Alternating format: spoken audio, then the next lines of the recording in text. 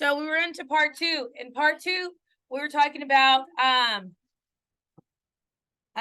was reminded that maybe we didn't do this last year. No, to the coefficient correlation, but it's okay. We're talking about the coefficient correlation and what the purpose of the coefficient. I can't talk.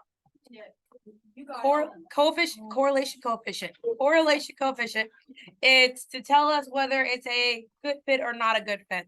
The goal is to be close to 1. So when we're looking at it, we want to see if it's close to 1 is our goal. All right. So we're going to start by putting in our settings in our calculator. So we're going to review the settings because we're going to assume that your calculator may have been used by someone else and needs to be reset, correct? So to reset our calculator, what do we press? Second plus 712. Okay. So I'm going to reset my calculator. Because I want us to be able to see my correlation coefficient, I'm going to turn on my stats diagnostics. To turn on stats diagnostics, we're going to press mode. And we're going to go down to where it says stat diagnostics. Going to go down and turn it on. Okay. So that's where we're at. Now that we turn it on, we're now going to go to stat edit and put our table. Okay, so we're going to go to stat edit and put in our table values.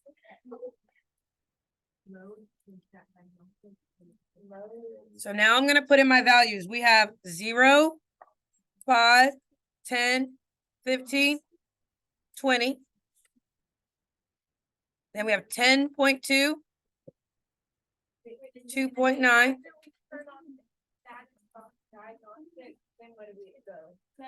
Stat edit. Okay.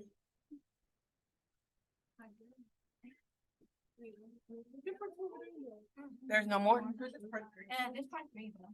Okay. I don't know how.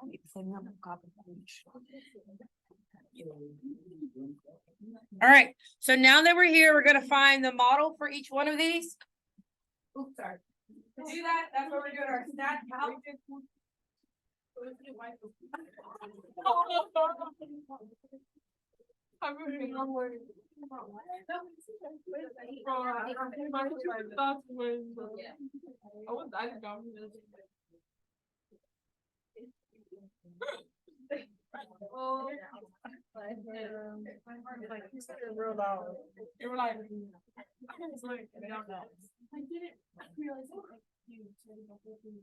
didn't even look over and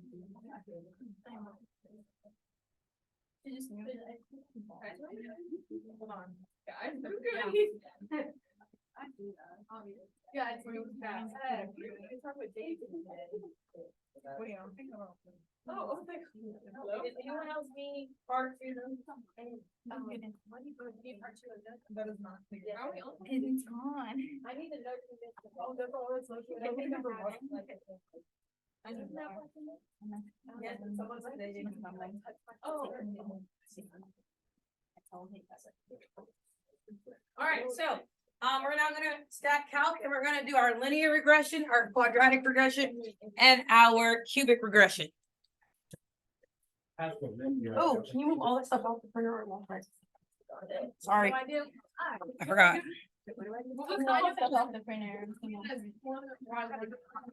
Huh? We don't have to even store. Okay. We're not storing. We just need the correlation coefficient. Here we go. We're gonna go to stat. No, whoever Jocelyn, you just gotta cut it in half. Oh, well, oh, thank you. Calc edit. Guys. So I'm gonna go to 4 and I'm gonna hit calculate. I'm not storing. I'm just needing that R value. All right. So notice here we end up with this equation. So we're gonna write the equation that we have, round it to the nearest 3 decimal places. I'm going to put Y with a little party hat to let you know that this is a regression model, correct? So this equals 0.572x plus, did I not got 0.572? Plus 5.34. Okay, your correlation coefficient is your R squared. Our R squared is 0.554.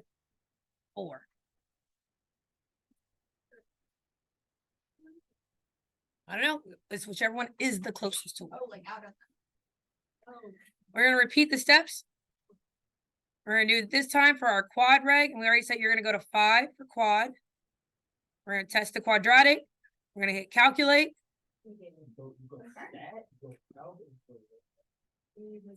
And now we have y party hat 0.059 x squared. How do I click on store rag?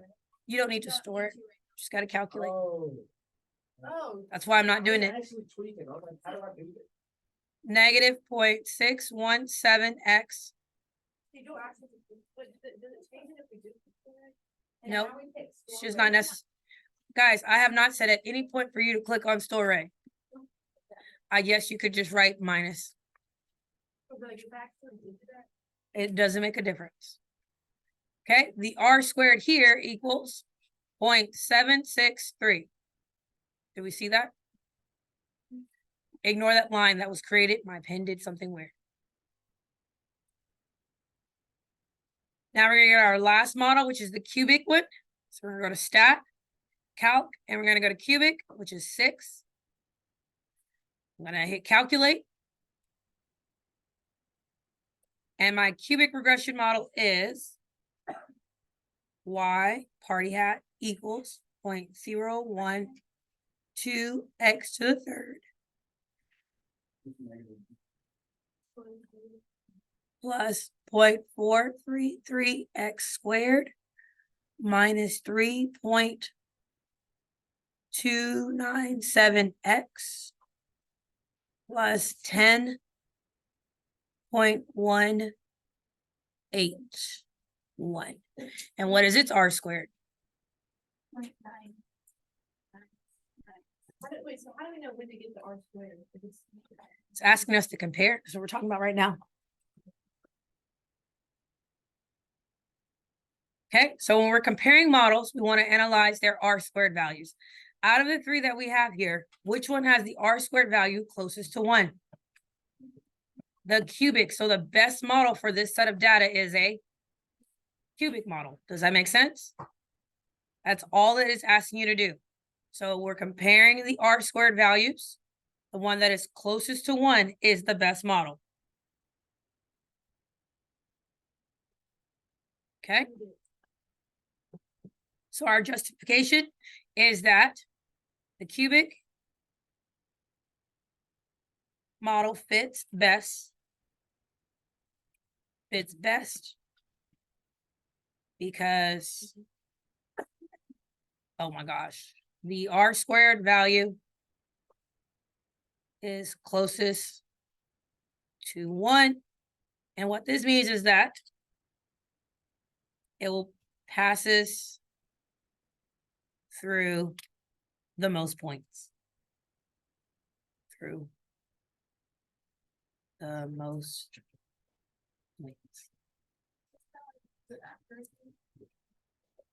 If you think about it in that sense.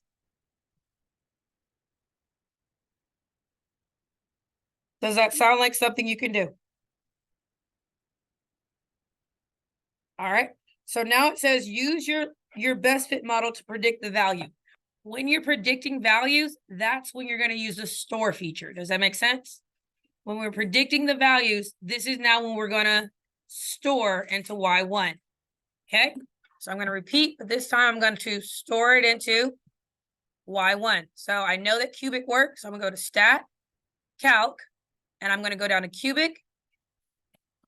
And where it says store, that's where I'm going to press vars, arrow over to y vars, 1 for function, 1 for y1, and I'm going to press calculate.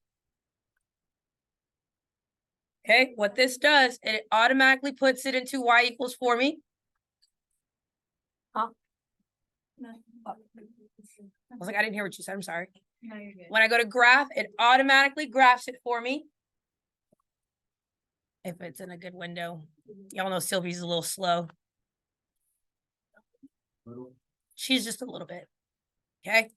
And then therefore I can now go to the table And if I'm okay with scrolling down to 25, I can scroll down to 25 and see what the value is at 25. It's not a big number.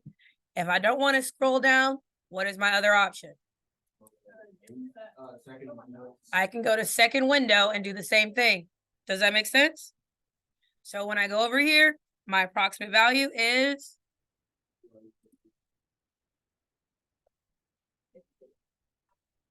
you would not do this without a calculator.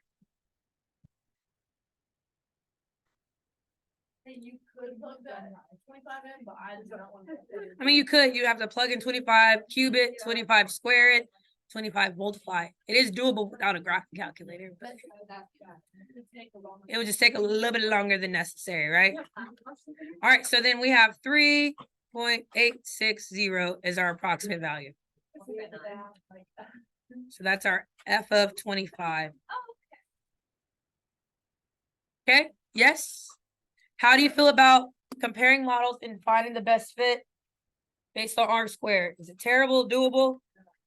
It's like, okay. You need to remember that you're only going to see that R squared if your stat diagnostic is turned on.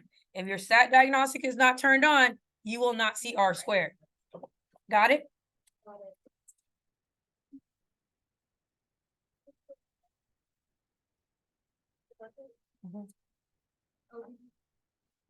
All right.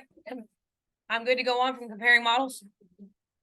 All right, next we're going to talk about a non-calculator question that you could potentially have, okay? This is one of those lengthy non-calculators that is a potential for a free response. It is a parabola contains the points -1, 3, 2, -3, and 3, 3. Find the equation of this parabola in standard form, okay? Normally, if you were allowed to use a calculator, you could create a table, find a quadratic model, correct? But if this comes up as a non-calculator question, we're going to walk through the steps to do it as a non-calculator situation. Yes. They would probably only give you small points to work with small numbers. Okay. That's my logic. If they gave you all big numbers, that's rude. So I'm going to say only give you small points. Okay. So step one is we're going to create a system of equations by substituting in the given points. When we're substituting in using our ax squared. I wrote that. I said ax squared and I wrote a squared b. I don't know what's wrong. Ax squared plus bx plus c.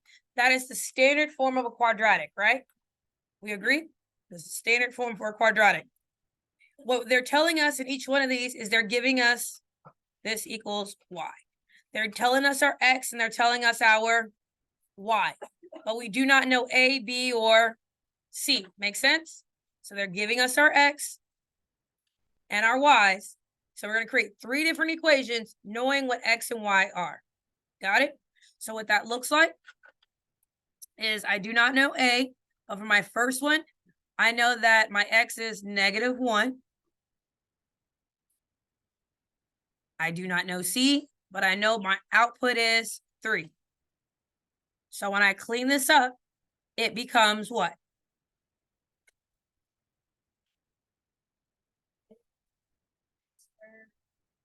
It just becomes a, right? A negative times a negative is a positive. So it becomes a minus b, c equals 3. Yes? Okay. Now we're going to do our next one that's given to us.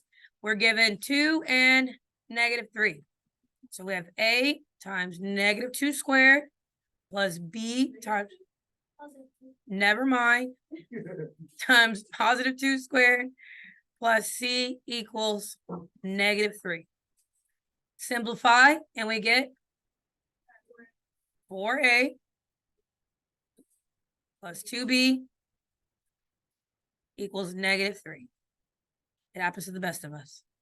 It happens to the best of us. Our last one is 3 and 3.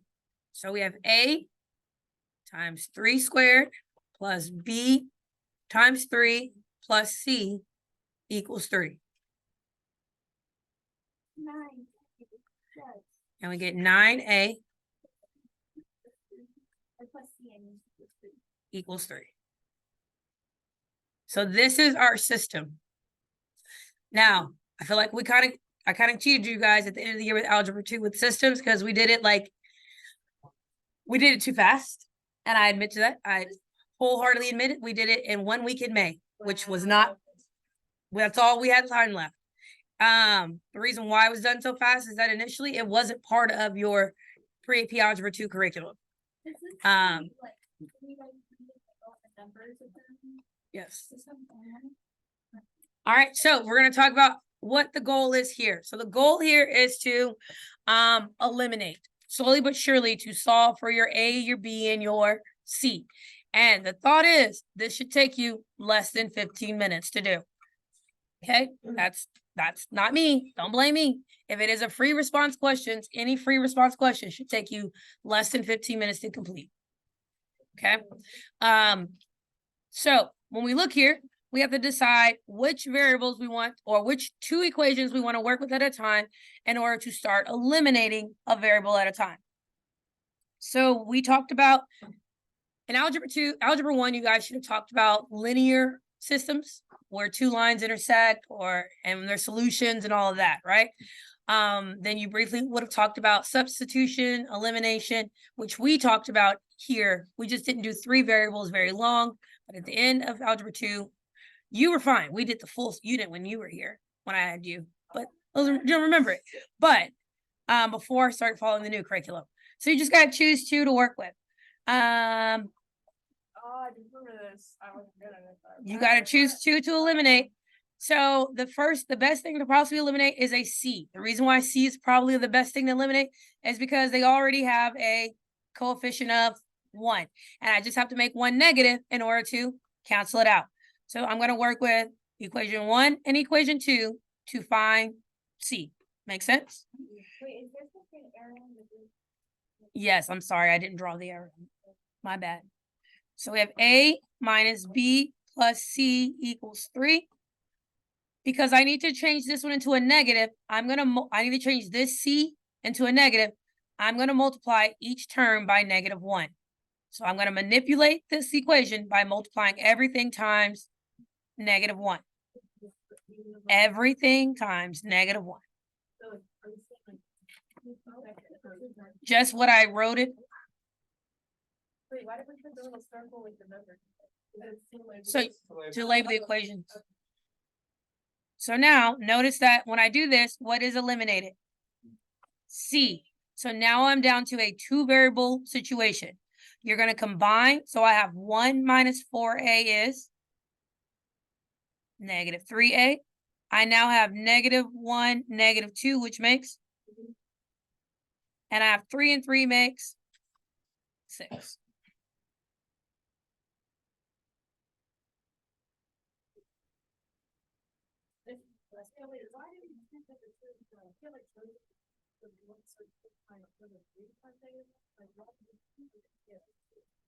I just chose the smaller numbers.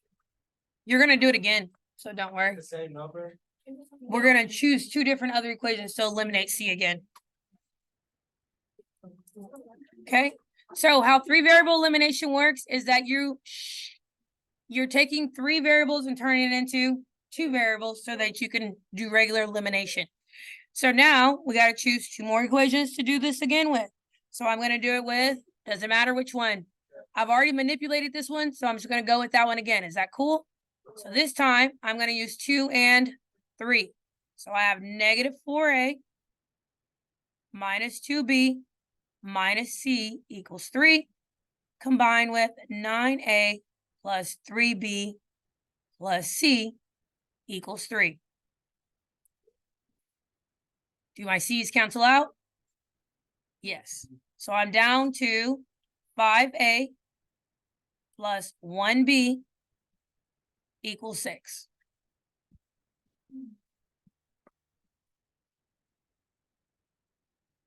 After you eliminate and you're down to these 2, you're now going to use these 2 to eliminate a variable. So we're going to eliminate whatever, doesn't matter. What do you want to eliminate? Let's eliminate.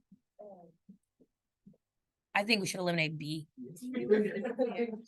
B would be easier because you can just divide everything by -3 and by +3 and call it a day. So I'm going to multiply everything by 1/3. If I multiply everything by 1/3, is that the same thing as dividing by 3? Yes. So that becomes, what's -3 divided by 1/3? -8. What's 1/3 divided by -3 times -3? -b. And then what's 6 divided by 3? So what eliminates now? My b's eliminate, and I'm left with 4a equals, what's 6 plus 2? 8. So therefore, what does a have to be? 2. We're going very slow. It doesn't go this slow. No.